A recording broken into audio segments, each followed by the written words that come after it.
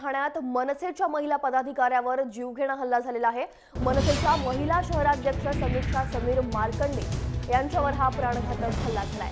हल्ला करून हल्लेखोर फरार झालेला आहे। डोक्यात रॉड घालून त्यांनी मारहाण केलेली आहे।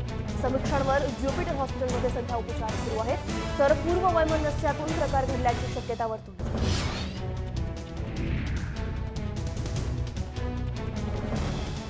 ठाण्यात मनसेच्या महिला पदाधिकाऱ्यावर जीवघेणा हल्ला झालेला आहे, तर पूर्व वैमनस्यातून हल्ला झाल्याची शक्यता वर्तवण्यात येते आहे। समीक्षा यांच्यावर सध्या ज्युपिटर हॉस्पिटलमध्ये उपचार सुरू आहेत।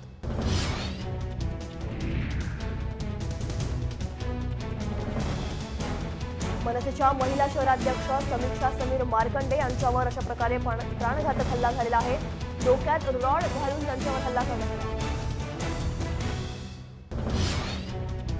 सध्या ज्युपिटर हॉस्पिटलमध्ये त्यांच्यावर उपचार सुरू आहेत। आपले प्रतिनिधी निकेश शार्दूल आपल्यासोबत आहेत। निकेश, काय सविस्तर सांगशील? ठाण्यात मनसेच्या महिला पदाधिकाऱ्यावर जीवघेणा हल्ला झालेला आहे, काय सध्याची त्यांची परिस्थिती आहे, प्रकृतीविषयी काय सांगशील?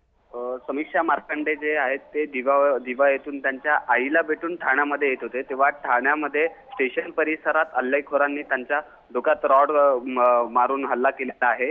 त्यांची प्रकृती आता जरी स्थिर आहे, डॉक्टरांच्या म्हणण्यानुसार त्यांना ठाण्यातील ज्युपिटर हॉस्पिटल इथे उपचारासाठी ऍडमिट करण्यात आलेला आहे। मात्र हा जो संपूर्ण हा प्रकार आहे तो कुठल्या तरी पूर्व वैमनस्यातून किंवा येणारी जी निवडणूक आहे या निवडणुकीसाठी ज्या समीक्षा मार्कंडे आहे हे मनसेतनं उभी राहणार अशी जोरदार कोपरी परिसरात मोठ्या प्रमाणात चर्चा होती। तर कुठेतरी राजकीय हेतूतून त्यांच्यावरती हल्ला झाला असावा असं म्हणावं लागेल। नक्कीच राजकीय हेतूतून त्यांच्यावर हल्ला झाला असं म्हणावं लागेल। धन्यवाद निकेश, तू दिलेल्या संपूर्ण माहितीसाठी।